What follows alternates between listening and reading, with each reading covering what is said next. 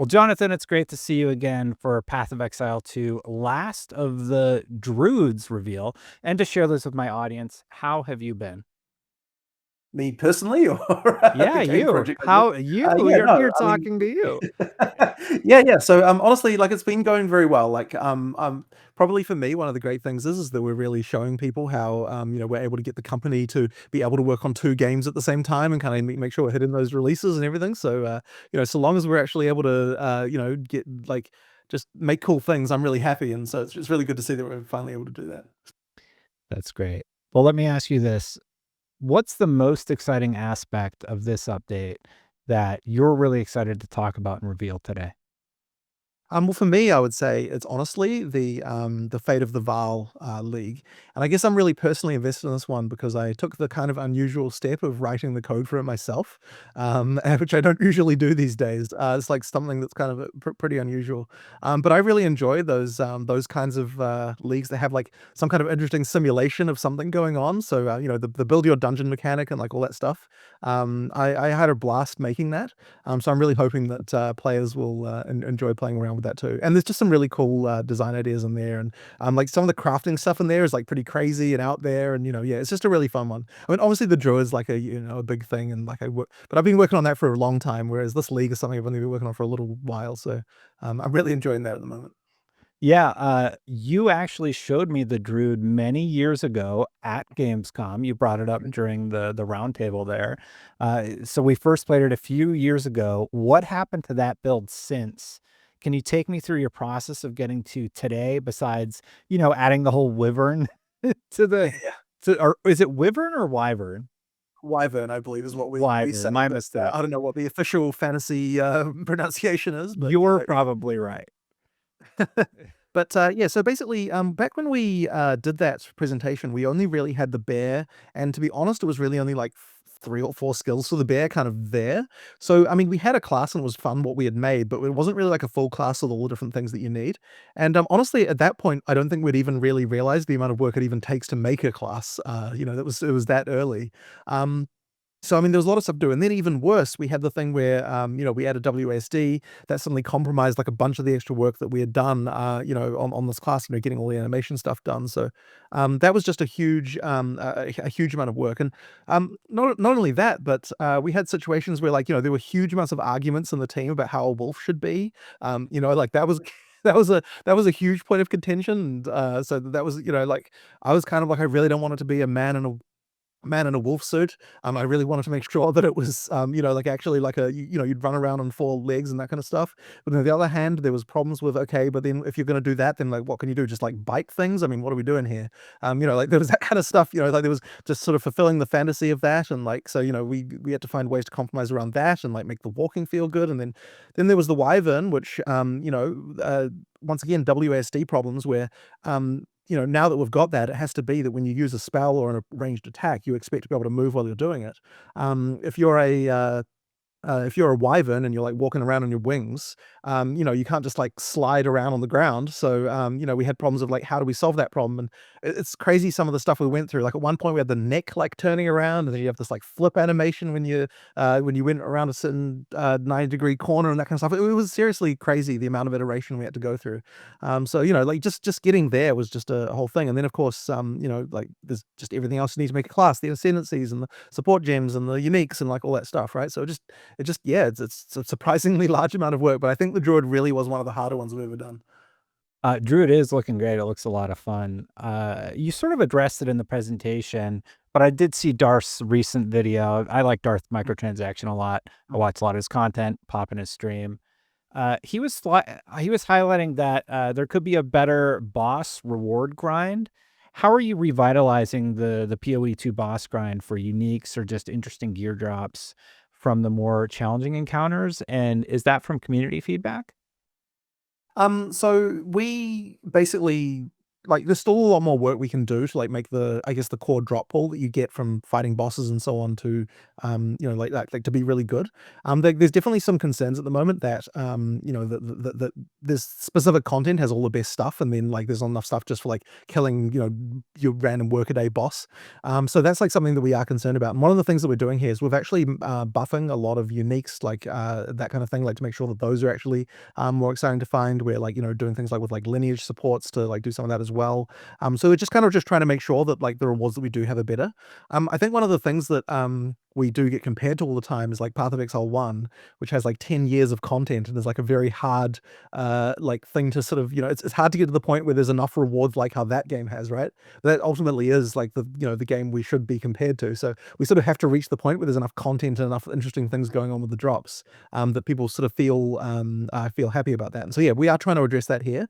But I did think honestly there's an element of just we need to get enough content into the game that there's enough cool things to find that you can actually feel like, okay, I've I'm going for this particular thing that's undervalued in the market right now, and that kind of stuff in order to really get that feeling of of like chase rewards to find. Totally hear you on that. The next one's sort of an important one, so please be honest. Who coined the term bear apocalypse? Just out of That was me, I believe. I believe I was that one who wrote that one. The skill was called that in development, by the way. Oh, really? Tell me Yeah, about yeah, yeah, that. that was the name. So you just had that in there Oh, as God, it's just placeholder? like yeah, yeah, sure. I mean, like people always pick funny placeholder names. In fact, like a lot of that stuff, the data miners will still find it in the game files when they look around. So, that's always a fun one for those silly names. Nice. Um, so I was sort of looking at the Steam numbers, and I noticed it's Mhm, really interesting. Path of Exile seems to have smaller peaks but longer valleys on SteamDB. mhm, Path of Exile 2 has bigger peaks, but the valleys get a bit lower on the player count front. Do mhm. you think there's something missing on the retention end for each update of PoE2 right now that'll get ironed out as you head towards launch? I definitely think that that's something that will improve, and I think that really what it comes down to once again is just the fact that PoE1's got so much depth of content. Like the amount of stuff that you can do in a given season is just so incredibly huge. There is like put it this way, I mean, there's content there that like players may not even play for multiple leagues at a time, and then when they come back to it, like it's been so long that they like refresh and sort of play anything. And like there's that kind of stuff because there's just such a huge amount of content. I mean, I don't even know what the count of the number of leagues we released in that game is at this point. It's like more than 40. It's probably like maybe approaching 50 by this point. So yeah, there's just like a huge amount of stuff going on there, and ultimately, it's just about making sure that we get in that end game to the point where people are enjoying it more. So we actually did have a huge plan for stuff for new content for Endgame that we were planning on getting in 040, but it just sort of ended up being that the scope was a little bit too large. We couldn't quite do it. So some of that content instead is going to be coming in 050, and I think that can address some of those issues as well. Like one of the common things we hear is basically like there aren't like enough goals in the end game. Like you just sort of feel like once you get into the end game, you just lose a little bit of direction. So that's sort of something that we want to make sure that we're improving. So we decided to do sort of like some system improvements, like making sure that the fun of the end game is improved in that way. But some of what the end game is lacking is just straight up content, and obviously that takes time to produce. Like it is. I can assure you that it is in progress. There is stuff coming, but yeah, there's just next league I think will be when we manage to get a lot more of that stuff coming out. I definitely didn't mean it as a negative. Like the player numbers seem really, really solid. It was just sort of an interesting comparative figure that I thought I would ask you about. But it is definitely something that I'm concerned about, right? Because like I would say that when players, I mean, look, so every time we have a release, we're like, okay, what are the players unhappy about, right? Like, what are the things that we need to be addressing? So, the in-game stuff is one of the ones that we had big in our list that we wanted to improve. So, that's why we started. I mean, even in 030, we decided to make a patch to address some of the problems even early because we saw it as a big enough of an issue that we wanted to even fix that mid league. So that's why 031 happened as well. Yeah, whenever we chat, I try not to ask you like the same questions over and over again, Mhm, but I thought there would be a few points that I could revisit. I actually watched some of our old interviews to prepare for today. mhm, One of the things you highlighted was about PoE 1 players versus PoE 2 players and the mhm. differences there. Do you feel like PoE 1 player satisfaction has gone up in PoE 2? And how are PoE 2 players feeling about the game? You highlighted that PoE 1 players felt like 2 was hard and 2 players felt like 2 was easier. How's that going? So I definitely think that PoE1 players are liking PoE2 more than what they did before. But I think the other thing that's really helped is that, PoE1 is actually getting content again with the proper release schedule and everything like that. Yeah. So, like if you're the kind of person who just doesn't like PoE2 for whatever reason, and you like PoE1 better, it's like now since that game's getting updates, you're not kind of not feeling, unhappy and disappointed, right? So that actually changes the whole vibe of the community pretty significantly. So like we actually realized at some point it's like one of the best things we can do for PoE2 right now is actually make a PoE1 better, because it's kind of like serving the people who are unhappy about that. So that's definitely something that's really helped. And I mean, really, like it's not like we ever intended that we wouldn't be getting content regularly for PoE1. It's just that it sort of ended up being with the getting the company to a place where it could do that was hard. So now we're in a much better position to be able to do that. And so we had a PoE1 release what feels like seconds ago. Yeah. It was like I think it might be like only even a month, and maybe a month and a week or something.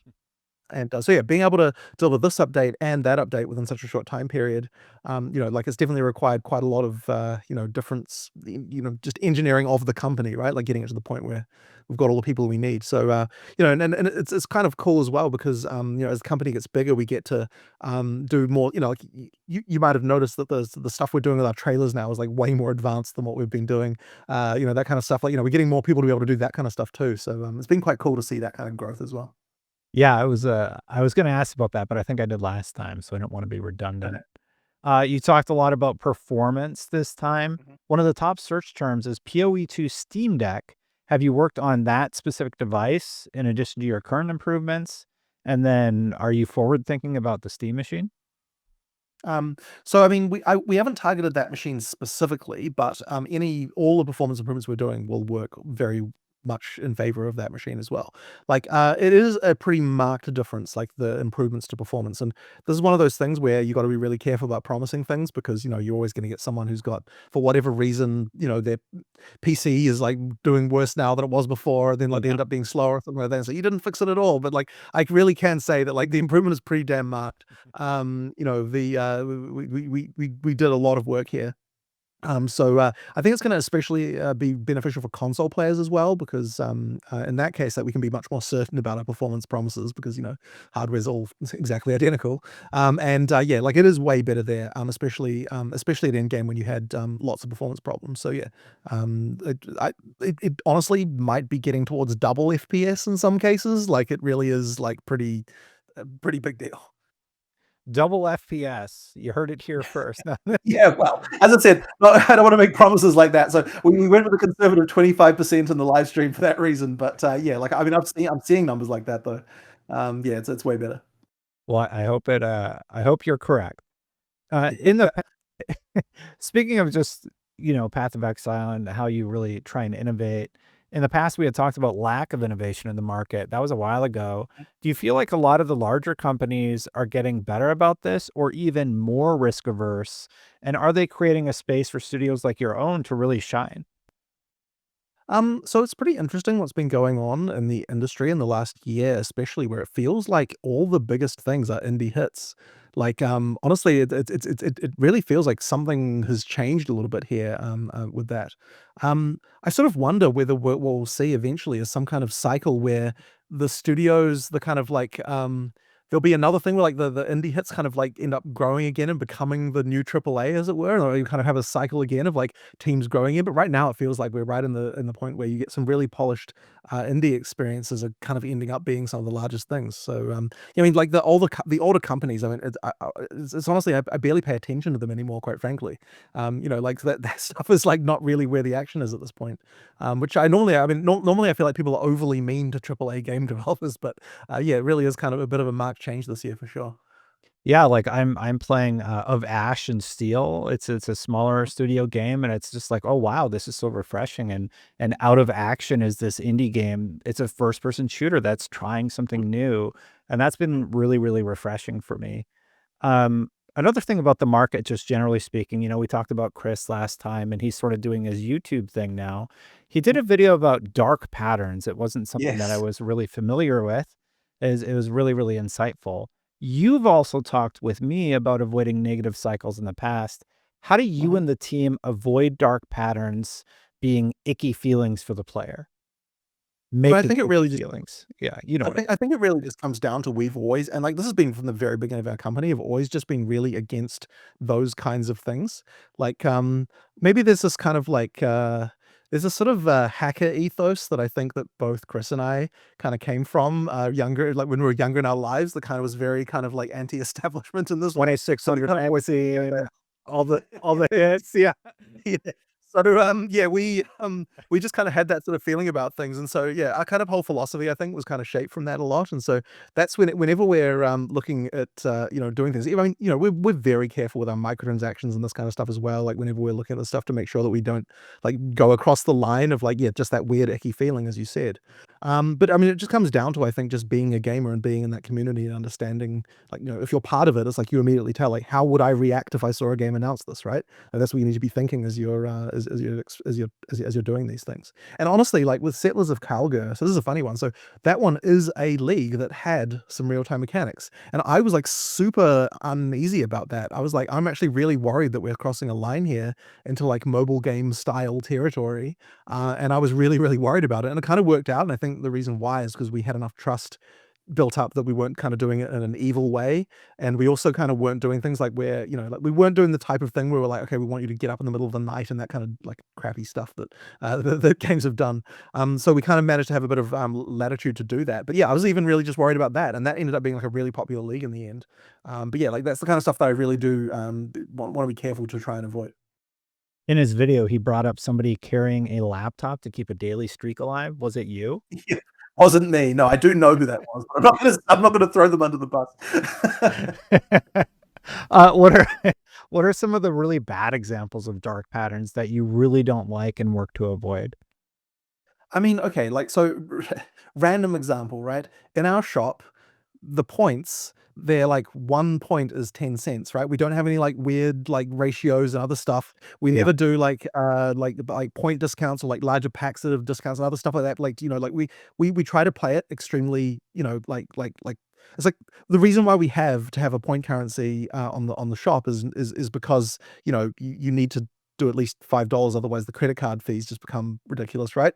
But it's like outside of that, we're not interested in having a premium currency exactly. We just want you to be able to buy, like stuff in our shop. So therefore, we don't have any interest in doing things like selling things for like, like 99 points or like, like doing weird ratios and all that stuff. Like I just don't want to, I don't want to do it, right? So we've always been like that, and we just kind of, just a random example of one of those things, right? Yeah, of course, and it seems like you're doing okay, so maybe they're Sure, not I mean, you needed. don't need to do that, right? I mean, it's the same as true with the, like, mystery box. I think we were one of the first in the industry to publish, what the chance were. I think we were one of the earliest ones also to make it so that you can't get repeat items in the mystery boxes as well. Like, so, like, we're making sure that when we do the stuff that we're, we're trying to be as friendly as possible for that kind of thing, and, like, at the end of the day, we did experiments with the stuff, and we found, you know what? Like, all of those things didn't matter as much as you might think that they do. And I'm sure that, you could probably make a few more bucks if you do some of that stuff, but I don't think it's actually necessary. I think that you can actually be fair and it's okay. Yeah, it's just a really interesting topic for me because I think there are games that do it well and sort of strike that balance that needs to be struck when you're making a product. I think you're one of those companies in my opinion. And Yes. I was curious, do you feel like anybody out there is kind of getting a bad rap in the industry right now? You mean like undeserved? Yeah, like maybe it's like, maybe you're being a little bit too harsh on. I don't know that I would immediately. I don't think there's any examples that jump to my mind. Like I mean, look, I do like in general, I do sympathize with game companies when they do things. Because like I've been there in some cases. Like I can see how that Yeah. goes. And obviously, everyone's trying to do their best with regard to making things that players like. So like I do sympathize a lot of the time. But at the end of the day, like you've got to have you do actually need to do what your customers want you to do, right? Like you can't. You have to respect them. And so, if people are getting a bad rap, I mean, on some level, they do need to just be able to weather that and deal with that and, and change things and do better. Yeah, actually in my, previous interview with Path 1, I believe he said something along the lines of, "You can't get defensive with your community because Sure. you have to address those issues head on." What's your personal philosophy with that? Like, when the community's mad, you seem to really weather those storms well, so, like, what's your approach when, you're kinda getting nailed from all corners? I mean, what it comes down to really is you have to appreciate the fact that anyone who's unhappy, they're unhappy for a reason, right? Like you have to try to find their perspective, and that can be really hard sometimes, like seeing what their perspective is. But like it can be done. You can do it. And that is what led to a lot of the improvements we made in 030, where we did the sprinting and stuff like that. And it's like I was kind of against the idea initially, but then we worked out a way to make it okay. Like we're like, okay, so someone's saying they want the game to be faster. Like, what is a way that we can do that in a way that they are happy and I'm happy, right? Like, Yeah. can we find a way to kind of like get a common ground here? And that's really what it comes down to. Well, that's good. Last year, I asked you about your favorite game. I think you said it was Balatro. I think that was your game. Was that 2024? Who do you Probably, yeah, that sounds right. who do you think's gonna win 2025, the game at the Game Awards, and what have been some of your favorites this year? Well, I mean, the people who are going to win is obviously Expedition 33. I think that's not in doubt. Not actually my favorite game particularly, but not that I'm saying it's bad or anything. I'm just saying like it wasn't my favorite. Let me just. I feel like I need to look at my Steam library here and Go ahead, just go ahead. refresh myself on what I've been playing. So, oh, you know what? Okay, I'm gonna the game I definitely enjoyed the most this year was the Drifter. I don't know if you've heard of this. It's a I haven't. 90s style advent. It's a 90s style adventure game, and it was just so well done. I honestly loved it. Yeah, that's kind of that's the thing that I'm pushing at the moment in terms of like awesome games. And honestly, they probably deserve more sales because it's really excellent. So yeah, that's probably what I enjoyed the most. Oh, that's great. And you're voting for Expedition 33. Got it. I would not, but I would what I would. I'm not sure if they got nominated, but Silk Song was probably my next favorite afterwards. I would say. I Great really game. enjoyed that. As well. Yeah, yeah, Great I game. really enjoyed. The new map system, so was that inspired of from PoE 1, or what was the new map system? And so you're talking about the Fate of the Vile dungeon map thing. Yeah. Um, yeah, so basically that we did originally want to do something that was inspired by what we did in Incursion, but I wanted to do something a bit more interesting because I never was really quite fully happy with how that one worked. And I'd played a game, an indie game called Loop Hero. It must have been like 6 or 7 months ago. I don't know if you played it before, but it's effectively a game where the hero is automated, and what you're doing is designing and making a dungeon for them to walk around, Mhm. in order to level up the hero. And I really liked the way that like the position of placing all of the elements in the dungeon really mattered in that game. So I was kind of took a bit of inspiration from that. And I ended up just sort of at home, just in my spare time, kind of writing a like a programmer UI type sort of simulation for this to sort of see like, okay, what can I make here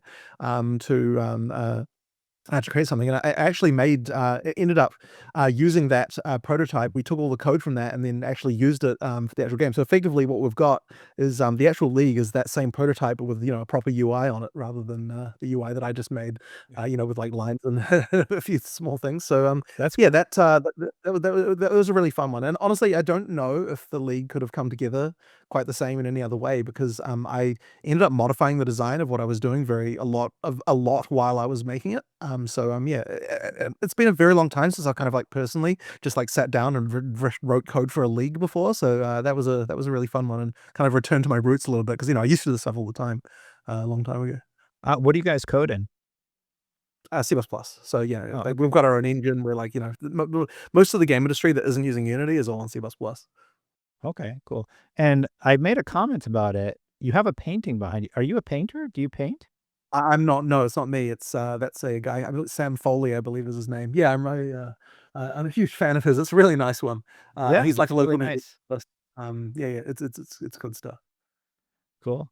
I had a few jokey questions in here too that I didn't get Sure. to. When writing your scripts, I also deal with this. How hard is it to find other words for terms like foe, enemy, or destroy slash defeat? Yeah, yeah. It took a while. You know what? I'll tell you what. The one thing that I find myself using AI for is a really good thesaurus, right? Like it's just like they seem to in the depths of the AI, there seem to be a million other these words, and so that's what I often use it for. It's definitely a problem though. Yeah, that's funny. Give me 5 different ways to say the word foe. You know? What was another one I had here? Oh, I was sort of curious. Do you ever use consultancy agencies? I know you have like the Aztecs.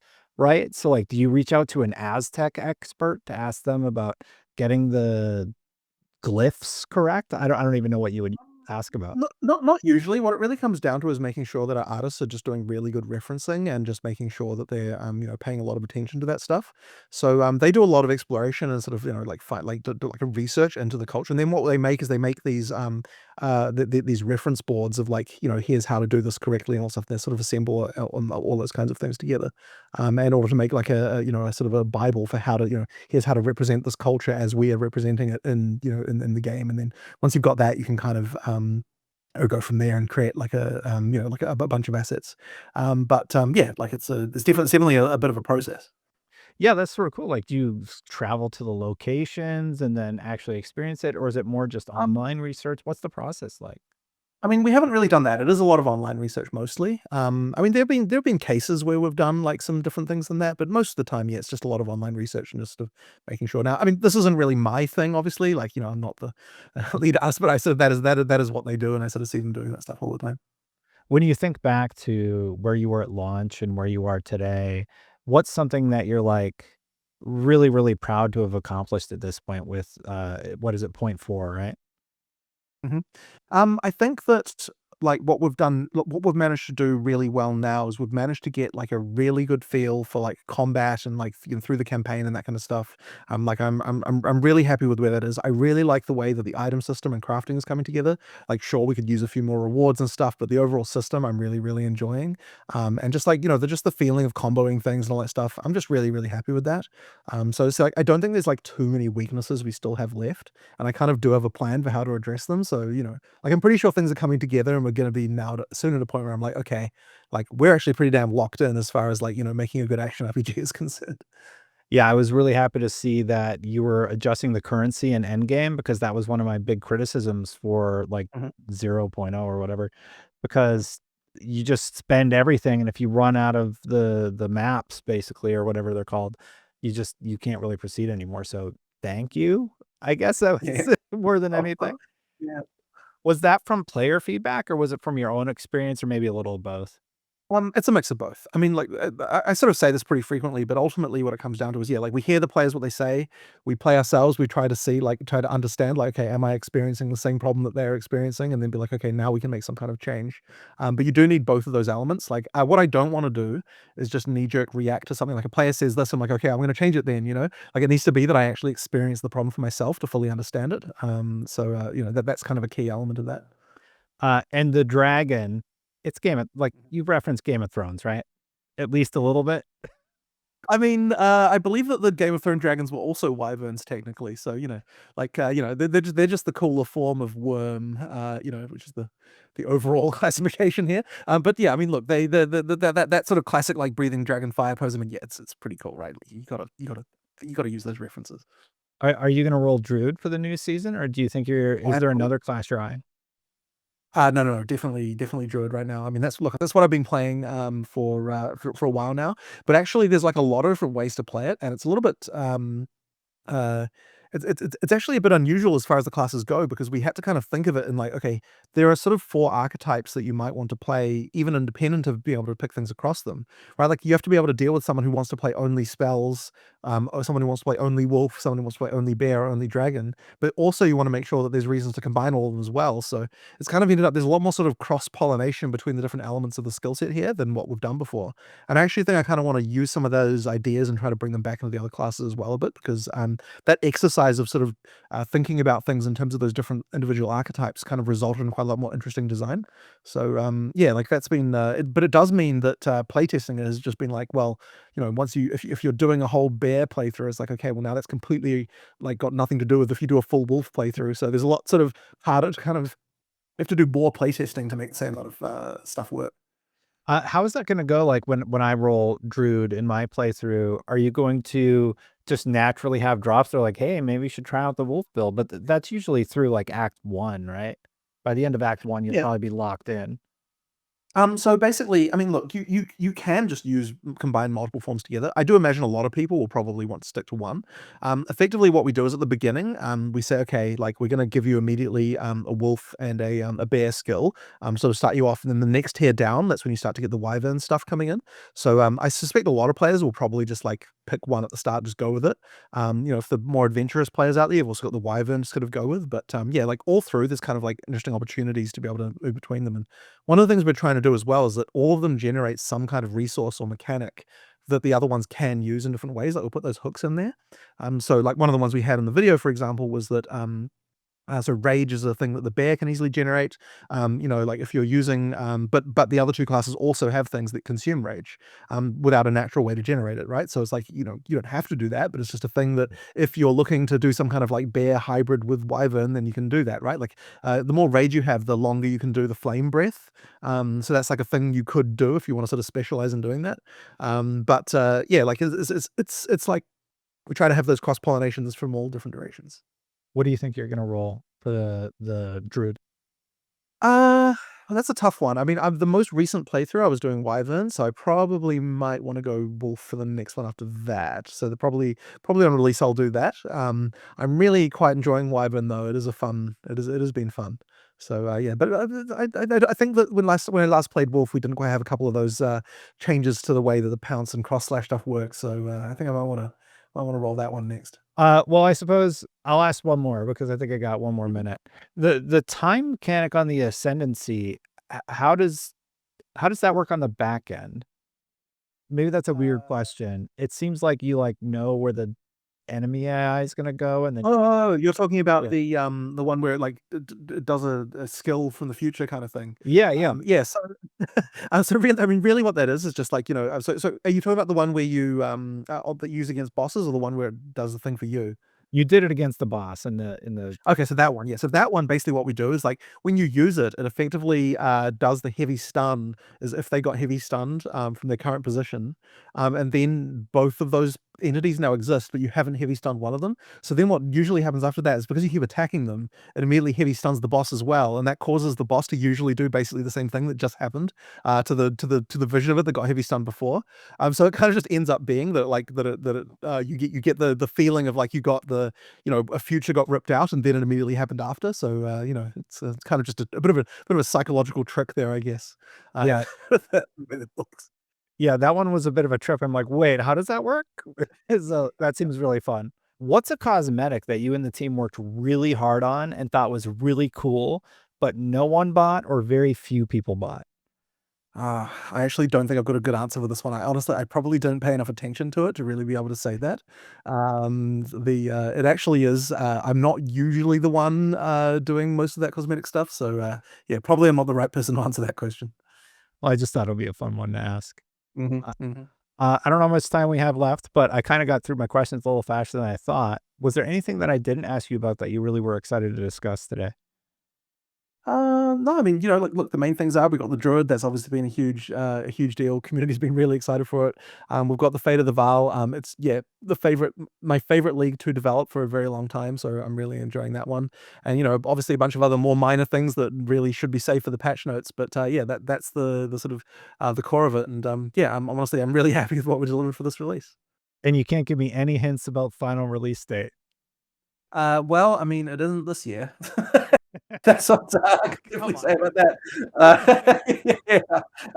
But look, put it this way: I would be incredibly disappointed if we didn't have it out sometime next year. Let's just say that. That's definitely like if the release year ended in a 7, I would be quite unhappy.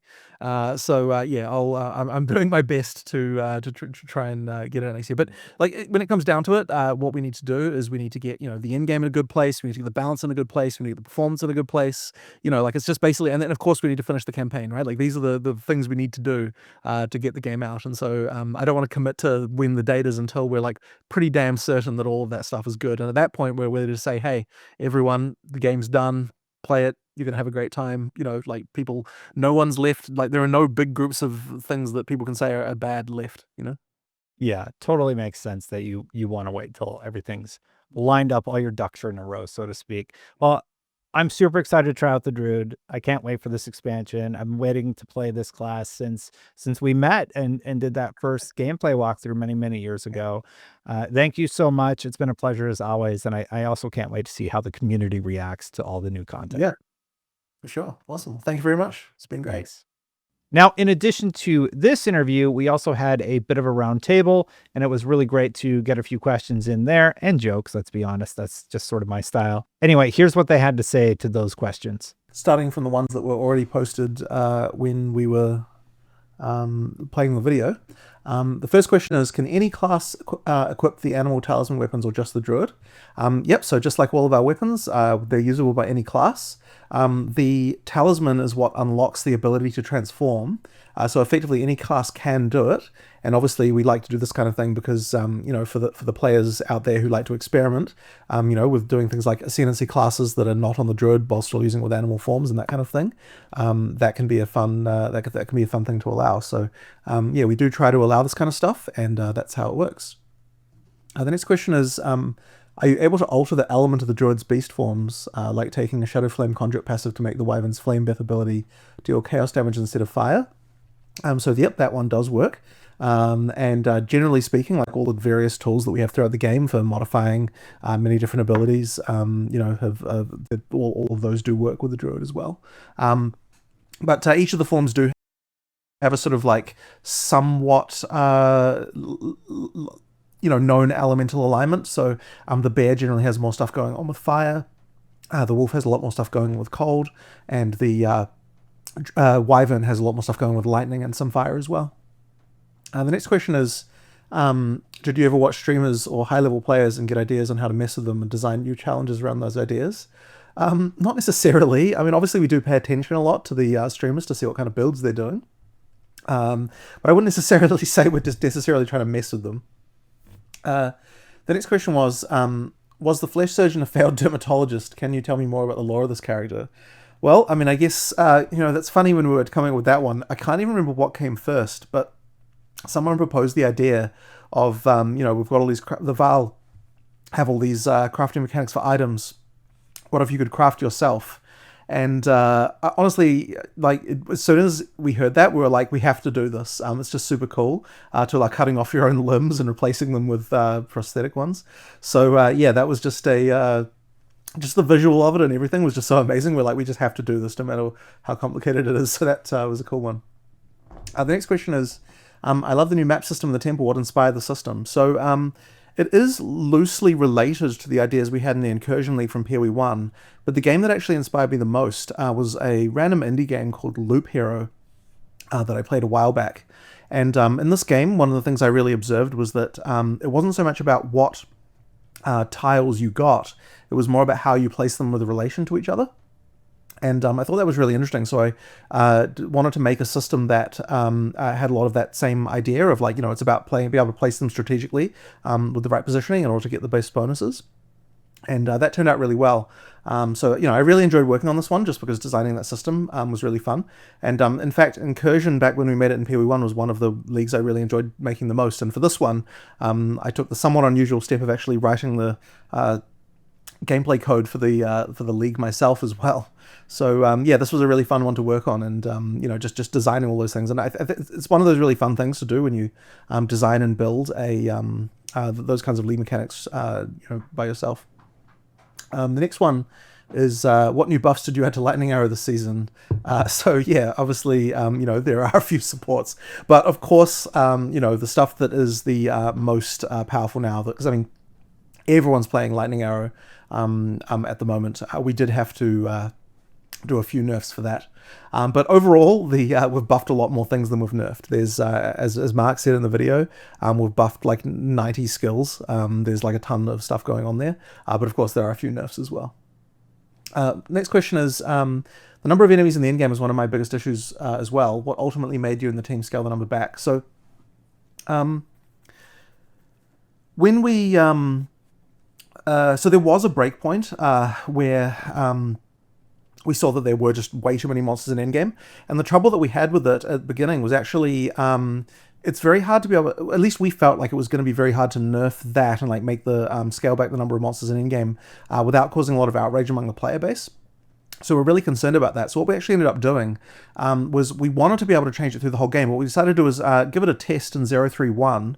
So we made a sort of mid-league patch where we adjusted it for the low-level places and maps, and then ramping up to the same value as before in the end game.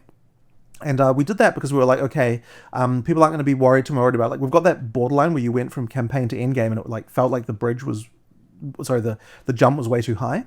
So we thought we'd smooth that out, but we were kind of like, well, players are going to complain unless we, unless we ramp it back up to what it was before an end game.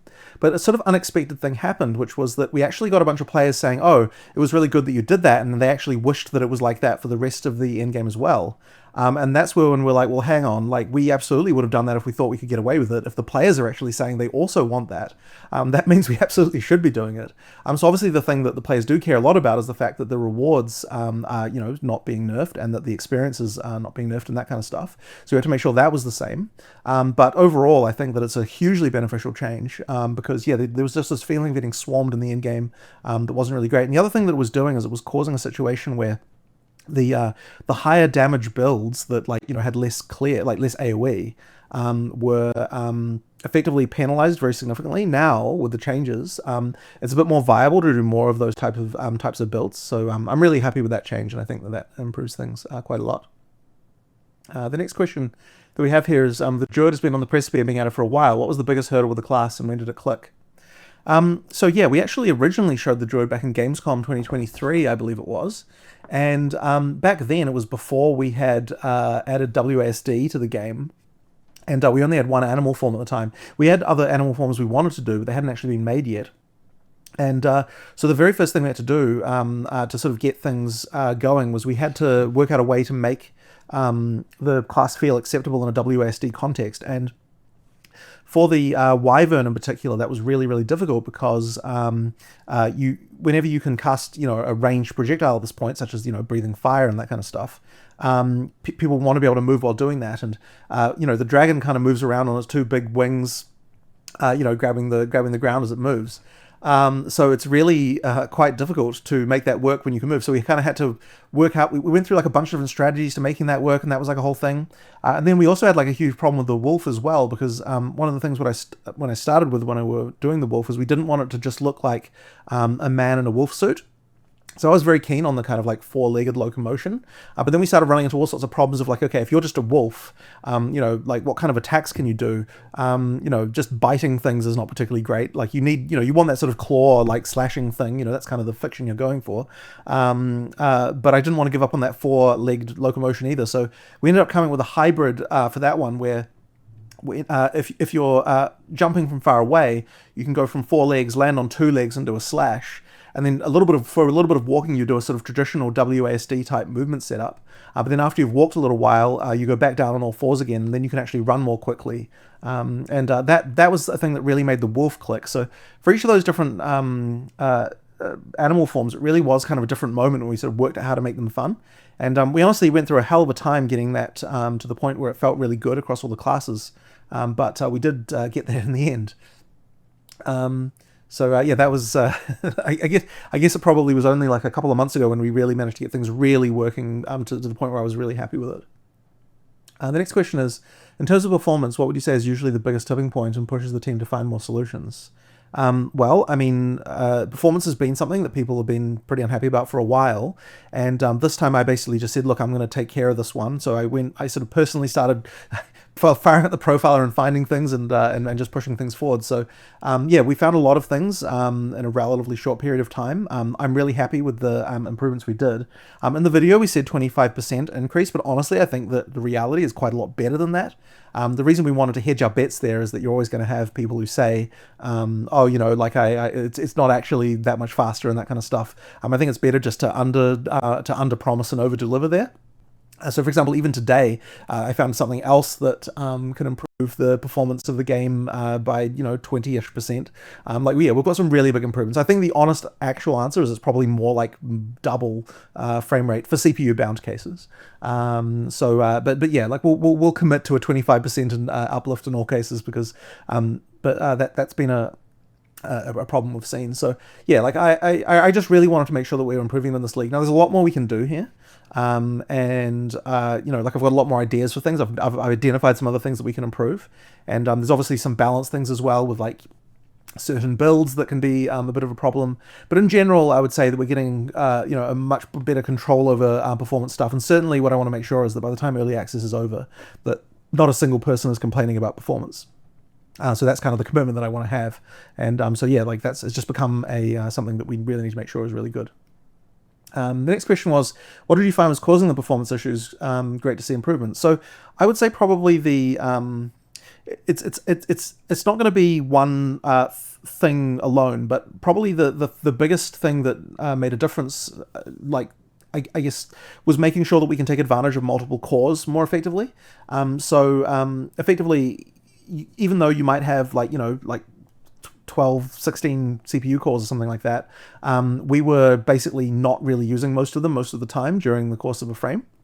And so a lot of the work that I did was basically just making sure that you know, we're removing dependencies so things can run at the same time more efficiently, and just utilizing more of the hardware that you have effectively. There was obviously some just traditional optimization as well, just looking at things that are slow and like finding a way to do it faster, but a lot of it was that multi-threaded optimizations type of stuff. The next question is, what inspired you to add Wyvern to Druid, and what inspirations do you use for this design/abilities?